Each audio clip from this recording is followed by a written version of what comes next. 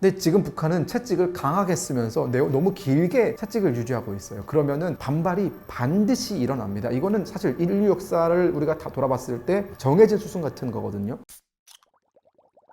사이다 구독자, 시청자 여러분 안녕하세요. 평양에서 온 김금혁이라고 합니다. 반갑습니다.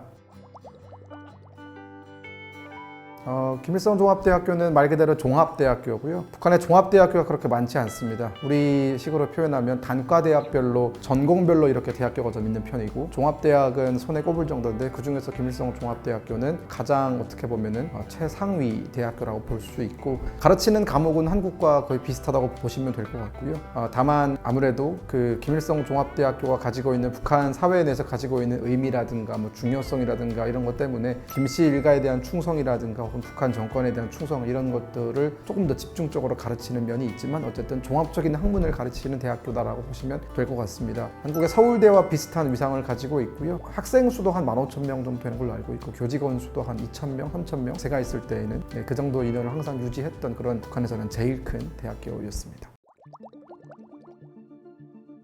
북한 같은 경우에는 북한 사회를 이끌어 나가기 위해서는 당연히 북한 체제에 대해서 충성심이라든가 혹은 김씨일가에 대해서는 당연히 어떤 그 복종의 마음을 가지고 있어야 클래스에 들어갈 수 있는 거고요. 만약 반대되는 마음을 가졌다면 당연히 그 엘리트라고 부르는 그 계층 안에 들어갈 수가 없겠죠. 보통 우리가 김일성 종합대학교 위상을 설명할 때 현재 북한 엘리트 계층, 그러니까 북한을 이끌어 나가고 있는 행정 관료들, 고위직 관료들을 통틀어서 그 안에 김일성 종합대학교 졸업생이 몇 퍼센트 정도인지를 보면은 그 대학교가 어떤 위상을 차지하는지 알 수 있는 거잖아요. 우리나라 같은 경우에는 보통 서울대가 꽉 잡고 있고, 또 정치권 같은 경우에는 서울대 법대 출신들이 대부분 이렇게 좌지우지하는 것처럼, 그래서 서울대 법대가 한때는 우리나라의 최고의 학과로 불리던 시절이 있었잖아요. 마찬가지로 현재 북한의 중급 이상의 관리들의 출신 학교는 한 70%가 김일성 종합대학교일 겁니다. 김일성 종합대학교 출신들이 북한 사회 모든 곳을, 군부를 제외한 모든 것을 다 장악하고 있다고 보시면 될 것 같습니다.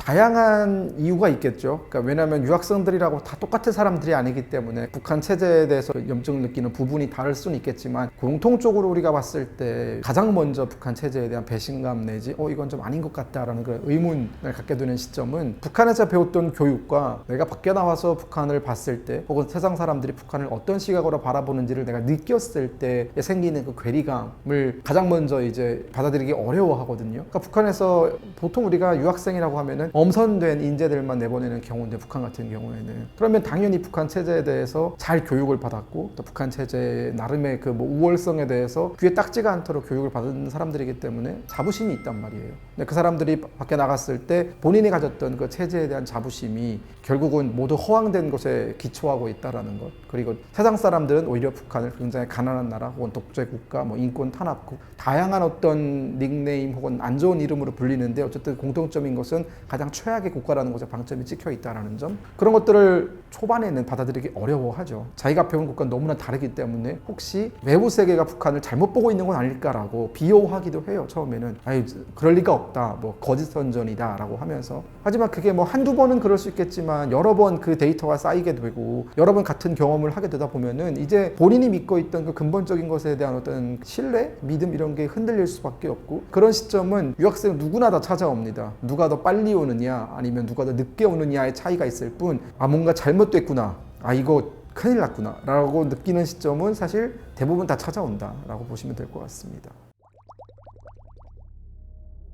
저는 있을 거라고 봤었어요. 그러니까 김정은이 처음에 등장했던 시기가 2010년이고 제가 한국에 온 게 2012년 정도인데, 제가 유학을 하면서 김정은에 대해서 꽤 많은 자료들을 찾아봤을 것 아닙니까? 그러면서 말씀하신 스위스 유학이라든가 이런 경험은 북한 최고위층들은 잘 하지 못했던, 특히나 김정일 같은 경우에는 유학을 하지 않고 김일성 종합대학교 졸업하고 바로 조선노동당의 당 간부로 들어갔기 때문에 해외 생활에 대한 경험이 없거든요. 그런 해외 생활에 대한 경험이 전무한 상태에서 북한을 이끌어가는 것과, 그래도 나름의 해외 생활을 거치면서, 또 스위스는 자본주의 국가잖아요. 또 서방 세계고, 그런 서방 세계에서 유학 생활을 하면서 본인이 나름 어떤 경험이라든가 혹은 앞으로 북한을 이렇게 이끌어 가겠다라는 로드맵 같은 거는 좀 자기 아버지 혹은 할아버지와 다르게 세우지 않았을까라는 기대를 했었는데, 이런 기대는 저뿐만이 아니라 당시 북한을 바라보는 많은 전문가들이 다 공통된 그런 기대였던 것 같아요. 하지만 지금 김정은을 보면 그런 기대는 사실상 쓸데없는 짓이었다라는 것이 드러나게 된 것 같고, 결국은 이것은 유학을 할지라도 본인이 어떤 스탠스와 어떤 마음가짐을 가지고 유학을 하느냐, 그리고 어떤 위치에서 유학 생활을 하느냐에 따라서 좀 달라질 것 같아요. 만약 김정은이 김정일의 아들이 아니라 다른 어떤 북한 고위 간부의 아들이었다면 또 달랐을지도 모르겠죠. 하지만 김정은은 어쨌든 그 독재 체제를 유지해야 되는 그 숙명 같은 것을 갖고 있는 사람이기 때문에 어쩔 수 없이 독재자는 어떤 개혁이라든가 개방이라든가라는 것을 통해서 본인의 체제가 흔들리는 것보다는 그 독재 체제가 영구 불멸하게 유지되는 걸 더 원하기 때문에 지금과 같은 모습으로 굉장히 최악의 독재자로 이렇게 남게 되지 않았나라고 저는 개인적으로 생각합니다. 북한이 공개적으로 노동신문이라든가 혹은 법령 발표라든가라고 북한 내부에서 오피셜로 나오는 소식만 전해 들어도 사실상 북한이 굉장히 청년들에 대한 어떤 사상 교양에 목숨을 걸고 있다는 것이 느껴지고요. 우리가 보통 단편적인 예시로 항상 드는 게 2020년에 제정된 반동문화사상배격법이라는 건데 그 법의 이름이 반동문화사상배격법이잖아요. 그러니까 뭐 어떤 걸 배격하라는 소리인데 반동문화사상, 그 반동문화사상은 결국은 남한의 드라마라든가 혹은 영화라든가 뭐 케이팝 뮤직이라든가 이런 것들 뭉쳐서 뭐 K-팝 컬처라고 하자고요. 그 K-팝 컬처에 대해서 북한 젊은이들이 특히나 2030 세대가 너무나 빠르게 그것을 흡수하고 또 자신의 것으로 체화시켜 버리니까 이거 큰 문제다라고 북한 당국이 판단을 했고 그런 걸 보지 못하게 법을 만든 거죠. 그러면 그 법 제정 이전에는 뭐 거기에 허용됐었냐? 그건 아니에요. 항상 허용되지 않았던 것뿐인데 결국은 그 법 체계를 통해서 매우 강력하게 처벌할 수 있는 법리적인 근거를 마련했다라는 거예요. 그러니까 그 이전에는 뭐 남한 드라마를 보다가 경찰에 잡힌다 하더라도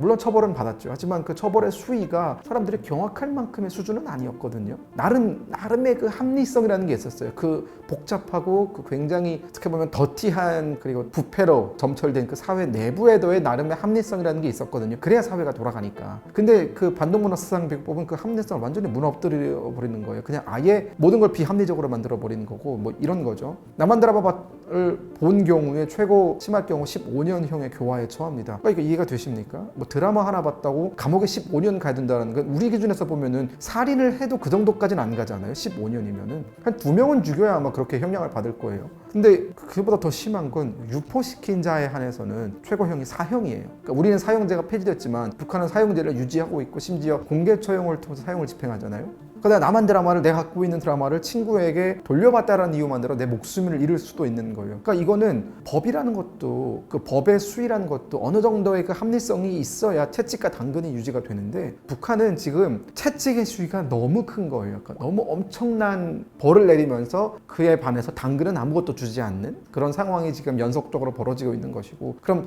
단지 이 법 때문에 우리가 문제를 삼고 있는 거냐? 그게 아니라 이 법이 제정된 이후에도 사실 그것으로 그치는 게 아니라 그 다음에 나온 게 청년사상교양보장법이라는 게 나왔어요. 법 이름 그대로 법이 굉장히 투명하죠. 이름 들어보면 청년사상교양보장법. 그러니까 청년들이 사상적으로 너무나 심각하게 북한 체제로부터 이완되어 있으니까 이들을 다시 북한 체제로 끌어당기기 위해서 사상교양을 강화해라라는 식의 법이 나왔고요. 그리고 평양문화호 보호법이라는 게 나왔어요. 그러니까 이제 청년 학생들이 북한 2030 세대가 우리가 장마당 세대라고 부르는데 그 사람들이 남한 드라마를 보고 말투가 조금씩 변했거든요. 그리고 한국 드라마 혹은 뭐 한국의 일상생활에서 사용하는 용어를 북한도 많이 사용하다 보니까 북한 당국 입장에서는 청년들이 남한에 동화되고 있다는 그런 증거다라고 하면서 이제 남한 말투를 사용하는 모든 사람들에 한해서 처벌 수위를 확 올려버렸는데 이게 또 사실 말투라는 게 어디서부터 어디까지가 남한 말투라고 우리가 확실하게 얘기할 수 있는 근거가 없거든요. 그러다 보니까 뭐 다 때려 넣은 거예요. 뭐 오빠라고도 하지 말아라. 뭐 또 뭐였죠? 뭐 여보라는 말도 쓰지 말아라. 그러니까 남녀 연인 사이에 우리가 보통 여보란 말 많이 쓰잖아요. 그런 말 쓰지 말아라 등등의 정말 시시콜콜하게 모든 걸 다 막아버린 거예요. 그러니까 법을 처음에 읽었을 때에는 와 이건 정말 미친 건가 싶을 정도로 비합리적이었거든요. 그런 여러 가지 법들이 결국은 다 모든 것을 타겟하고 있는 것이 청년 세대를 타겟하고 있는 것이고 북한이 그만큼 지금 사상적으로 흔들리고 있다는 반증이겠죠.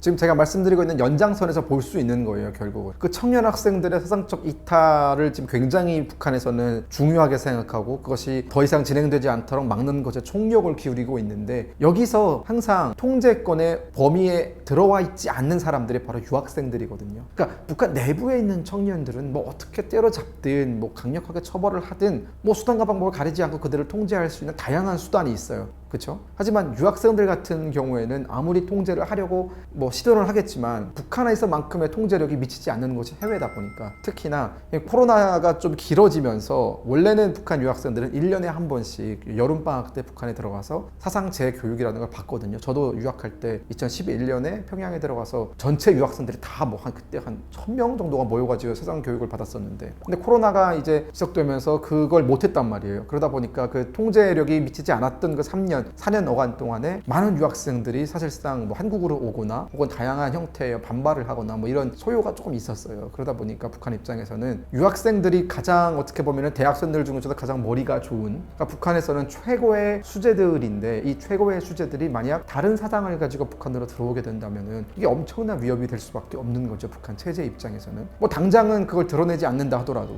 시간이 흘러서 뭐 그들이 조금 어느 정도의 중요한 위치에 올라갔을 때 김정은의 어떤 지지사항을 다르게 해석하고 다르게 뭐 집행한다든가 혹은 자신들의 마음대로 뭐 세력을 만든다든가 이런 상황은 사실 북한 입장에서는 상상하기도 싫은 끔찍한 상황이거든요. 그러다 보니까 이제 유학생들을 기회가 있을 때 뭐 속된 말로 좀 조져야겠다라고 생각을 한 거죠. 그래서 이번에 대거 다 불러들여가지고 아마 제가 분명히 한 100%의 확률을 맞힐 건데, 예를 들어 한 1000명이 들어갔으면 그 중에 한 200명은 다시 못 나올 거예요. 이게 바로 본보기예요. 그러니까 아주 사소한 잘못을 저지른 사람에 한해서라도 본보기로 이들을 확실하게 거의 반 죽여 놓으면은 다른 유학생들은 거기로부터 공포를 느끼고 아 저렇게 하지 말아야겠다라고 생각을 하고 다시 유학을 나갈 거기 때문에, 아마 그들의 어떤 사상 정신 상태를 재무장하는 것은 결국은 수많은 사람들을 처벌하는 방식으로 끝날 것이다 라고 저는 생각합니다.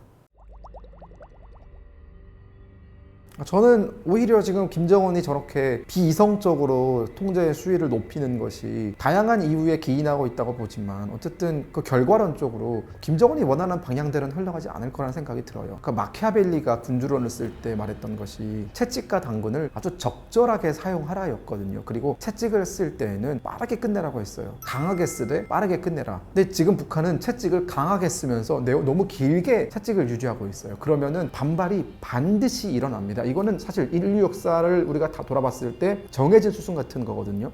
저는 그렇기 때문에 김정은이 지금부터 정신을 차리고 그 학생들에 대한, 청년들에 대한 어떤 그 통제의 수위를 좀 낮추기를 기대하고 있고요. 그리고 만약 김정은이 정신 못 차리고 지금과 같은 어떤 수위를 유지하면서 기속적으로 압박을 넣는다면은 저는 분명히 집단적인 항거 움직임이 나올 거다라고 생각을 하고, 그 대표적인 예시로 유학생들 사이에 일어났던 건 아니지만 올해 초에 중국 동북 삼성에 나가 있는 약 2000명 정도의 노동자가 대규모 폭동을 일으키고 관리자를 뭐 때려 죽이고라는 식의 어떤 북한 역사에서 가장 처음으로 이 정도 규모의 소요 사태가 일어났었거든요. 일부는 폭동이라고도 부르죠. 반란이라고도 부르고. 결국은 진압이 됐지만 이들 대다수가 장마당 세대라는 점을 우리가 분명히 기억을 해야 돼요. 기존에는 이런 집단적인 항거의 움직임이나 목소리가 나올래야 나올 수가 없는 구조였는데, 이제는 하도 통제를 하다 보니까 그 불만이 폭발을 하는 거고, 그 사람들이 그런 소요 사태를 일으킨 가장 근본적인 이유 중에 하나가 밀린 월급을 끝까지 주지 않아서 정당하게 내가 받아야 될 월급을 달라고 요구를 했는데 그거에 대해서 상당히 무시하는 투로 우리를 대했기 때문에 더 이상 참지 않고 폭동을 일으킨 것이다 라고 지금 알려져 있거든요. 그런 것들이 사실 앞으로 북한 미래 세대에게 좋은 어떤 선례가 되겠죠. 저는 그렇기 때문에 앞으로 북한은 이 장마당 세대를 중심으로 분명히